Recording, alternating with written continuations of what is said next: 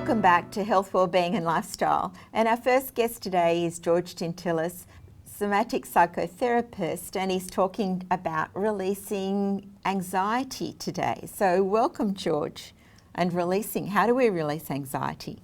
So today we're going to talk about anxiety, a big one for a lot of people. Last time we talked about trauma, and today I want to break up trauma in a bit more specific, more detail. We've got, with trauma, you've got two ends of the scale. You've got the hyperarousal, which is anxiety, and then you've got hypoarousal, to use a technical term, which is depression. We're going to talk about that next time. But today it's that hyperarousal, that fear, that anxiety, and at extremes when you're panicking and hysterical and freaking out of your body. Or when you get a phobia, that something triggers you and you're just scared. Public speaking is a big one. Very common for people to be terrified of public speaking. Had that myself, and healed it years ago. Otherwise, I wouldn't be sitting here looking at a camera. But anxiety is a big one, and really, what you want to be able to do is feel safe and feel in your body, and then get to the point where once you're in your body, to let that anxiety release. Because obviously, there's something there in the past, some event. Something happened in the past that triggered you, you blocked it off, you got on with your life, and it just stayed there. And then something happens in your life which triggers it, like public speaking, which is so big for a lot of people. If you have to all of a sudden talk in front of people, people freeze. Or when you get a phobia, if people go up heights or get on planes, or it can be anything. Something that triggers this anxiety. It could be a particular way your boss speaks to you, triggers you. And you're walking around with this anxiety and fear. And it's just one little part of your body, somewhere in your brain. There's some event in the past that basically you got scared. Like I mentioned with trauma, you thought, I've lost control here, I could get hurt, I could get injured, I could die here. And so it sets in. So how do you deal with that? Well, anxiety, the way it looks in the body is, it's high-pitched, and I'm scared, you're leaving your body.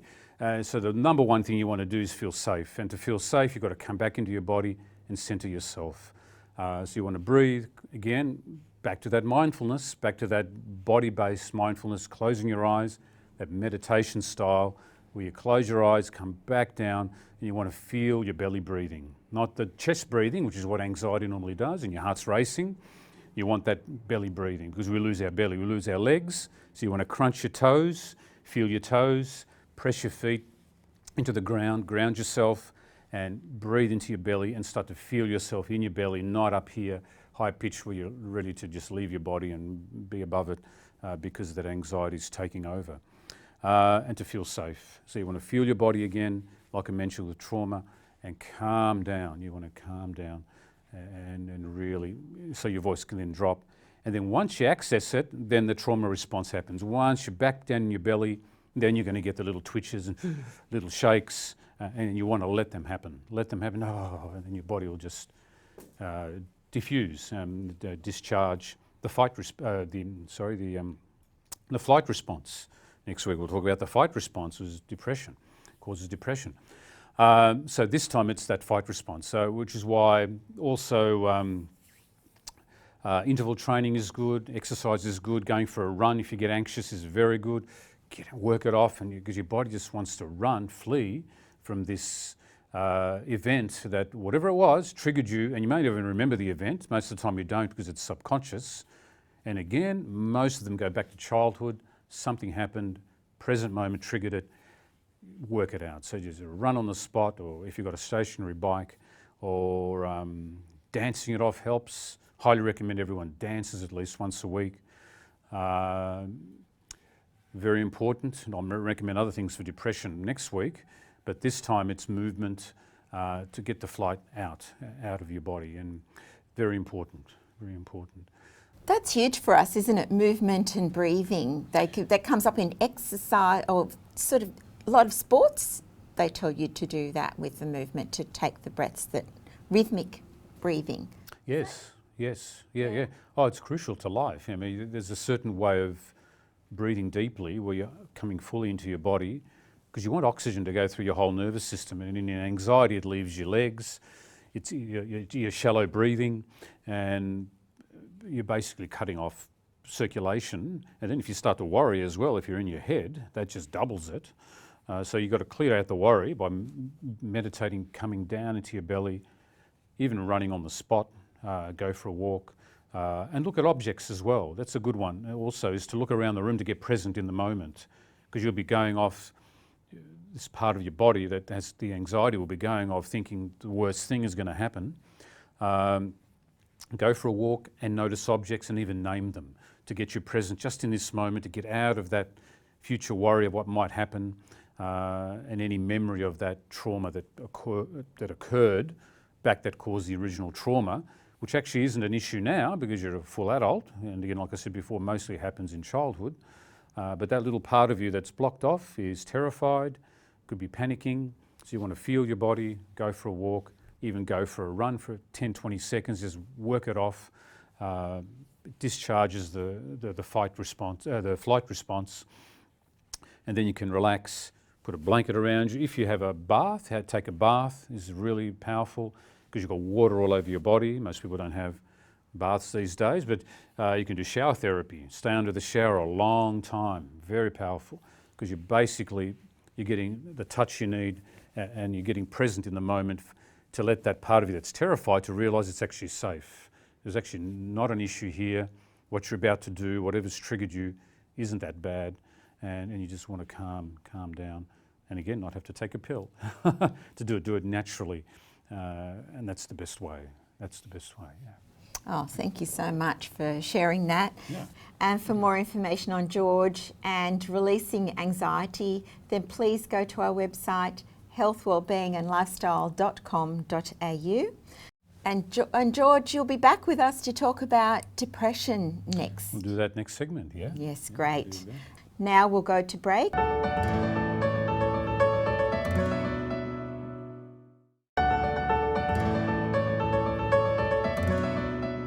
And now our next guest is Diana Jacobson, who is a wealth advisor and is here today to talk to us about unlocking the wealthy you.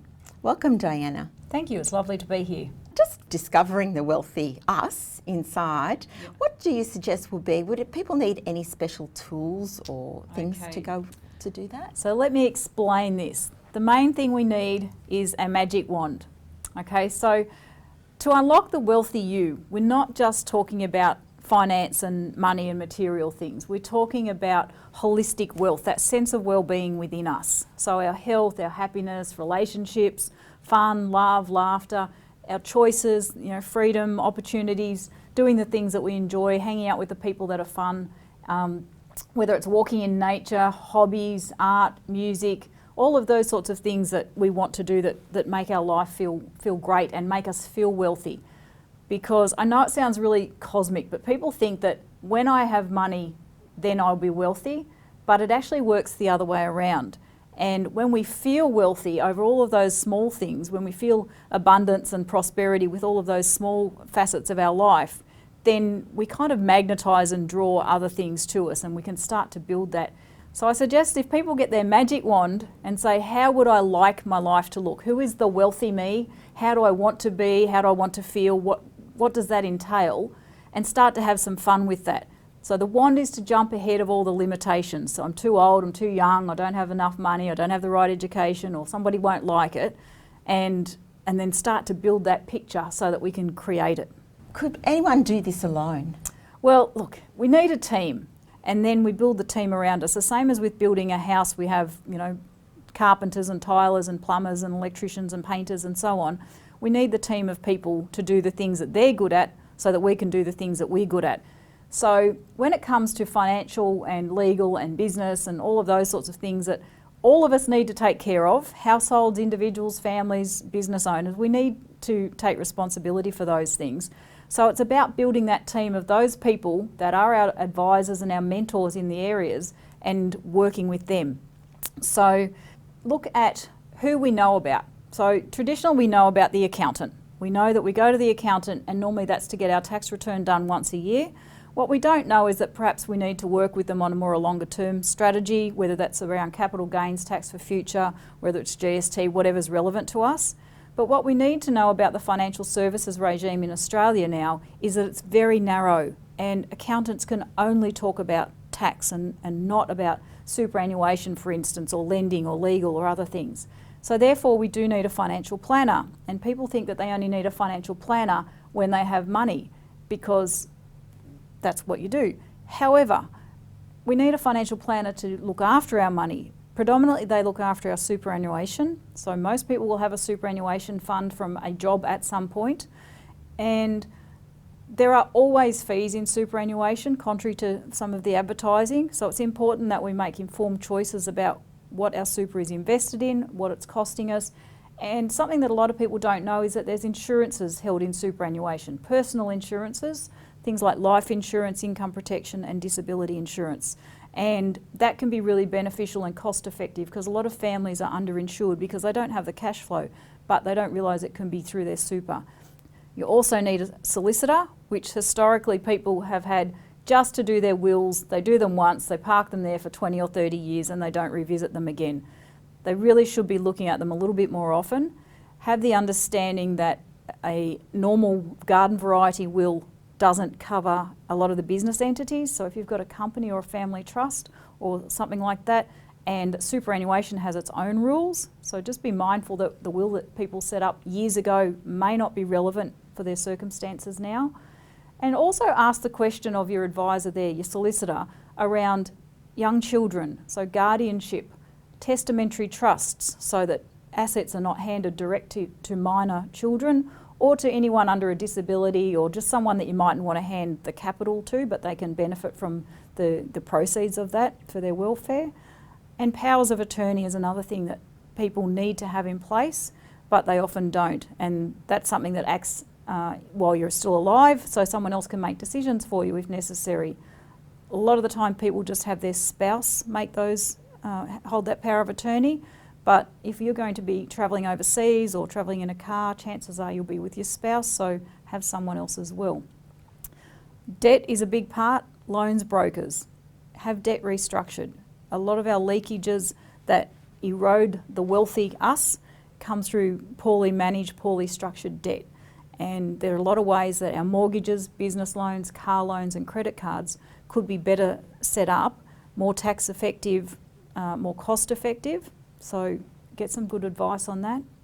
And insurance brokers similarly, so general insurances, your house, your car, your contents, your business, make sure that that's covered properly. And the big kicker with this team is to have someone that leads it. So individually, this won't be the thing for most people. They won't want to do this. They won't want to understand it and they won't want to know all the details, and nor should they. That's what those specialists are there for. But find someone in that team that can lead that team and get that integrated and cohesive, because where I see a lot of the leakages are all of these disparate pieces of advice, but nobody gets them to meet in the middle. So there's not the cohesion in that strategy and structure. And Diana, could you give us an example of maybe a case study or someone that has been helped in this way? Certainly. So a phone call might be around managing money, and in that would be, what are your tax entities?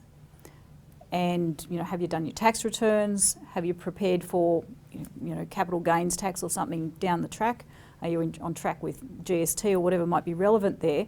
But then there are also the things in there, superannuation, is that being looked after? Are the insurances in place?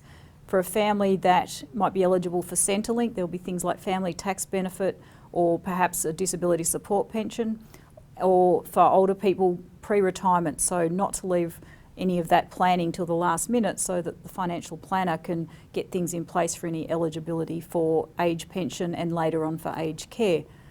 Obviously in that comes estate planning as well, so that's a solicitor and making sure the wills and so forth are up to date, and people looking to clear out their home mortgage or make sure that they're not having leakages unnecessarily through that field. So there's your loans broker. And obviously we all have insurance over our properties, and there's your insurance broker. So for one conversation about how can I retain more of my money, how can I make sure that my affairs are sorted and that I don't have to think about them and I'm going out doing my fun stuff, straight away there's 5 different qualifications needed to have that conversation about how to plug the gaps and retain more of your wealth, protect your assets, minimise tax, maximise your cash flow and not have to think about it.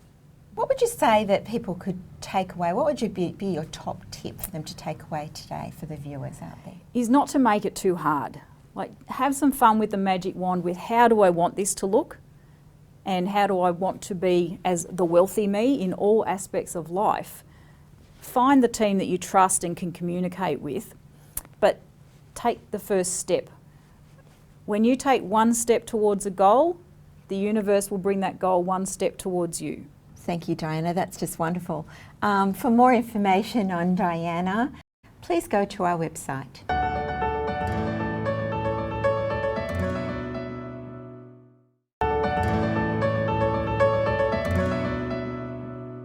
Welcome back, and we have Dr. Zara Chelik back with us today, our integrative health and wellness expert, and she's talking to us about detoxing your life. So, Dr. Zara, what is detoxing your life? Absolutely. So usually when we talk about detoxing life, people usually associate detoxification with a juice cleanse or a fasting experience that may try in their own daily lives. But it is more than that.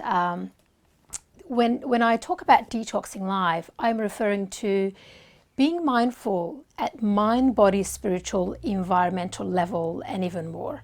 Because what we think, our thought process, what we say, is also contributing to how we feel, and also plays a role also what energy we create and radiate out in our environment, within ourselves and also in our workspace and with our loved ones. And of course, there's the detoxification of the physical body, which is, detoxing and giving a break to your organs. And, again, when it comes to detoxing at physical level, it is by individual. So I will encourage people to see what suits their needs, and to work on detoxing the physical body at that level. But having said that though, our body, our organs are always detoxing for us, but it is important that we support our detoxification organs. And some of the organs that are involved in detoxification is our liver, our gut health, our gut itself, the digestive tract, our skin, skin pores, if they're open with sweating, and through the sweating we are also detoxing. So body is very intelligent at what it does on its own. But it is, a great idea, something that I suggest people to really clean the skin clean. The skin pores are clean, so then the body is detoxing efficiently through the skin pores as well. It is also a good idea to pay attention how your digestive health is performing, like we did in our last interview, as well as how the liver is doing, and also are we having the right foods to take the load off the liver. Because liver loaders could be such as, alcohol or deep fatty fried foods. They can sort of add burden to the liver, which means the detoxification can become sluggish because liver is involved in physical detoxification process. And there is, of course, the lymphatic system when it comes to detoxing at the physical level. And the lymphatic system can need a bit of that boost time to time. So getting a nice regular lymphatic drainage massage can also help and support the lymphatic system as well as the physical detoxification system as well. And there's of course the environment that we work in, the environment that we live in. And we pay attention to, do we have enough greens in our environment to really help detox the air? Do we open our windows regularly to detox and clean the environment that we live in? Cosmetic products, personal care products come into play a role when it comes to detoxing our lives at environmental level. So the perfume that we put on, shampoos, deodorants, things like that, do they contain certain ingredients? They can disrupt our endocrine system. It can put a burden on the hormones and create that internal imbalance in the hormonal health. So those will be the things that I will recommend people to pay attention when it comes to detoxing environment, as well as our clinic products at home, in our kitchen, for our bathrooms. They could contain, toxins, even though we think that we're actually cleaning, it can actually then backfire on us as through the inhalation and through contact with the skin as well. But I always encourage, which is the big one, is to really pay attention to the mind, our thought process, not to hold resentment and to clear that, to balance the mind. And also not to judge, criticize, including ourselves, as well as not to be infatuated with others. So that the whole thing can create imbalance in the mind and also in the individual as well. When you say infatuated with others, can you clarify, give us a little bit of clarity on that? Absolutely. So it's like, you like someone so very much, you only see one side of them and you just admire that one side of them so much that you instantly want to become that individual. You want to live like that individual.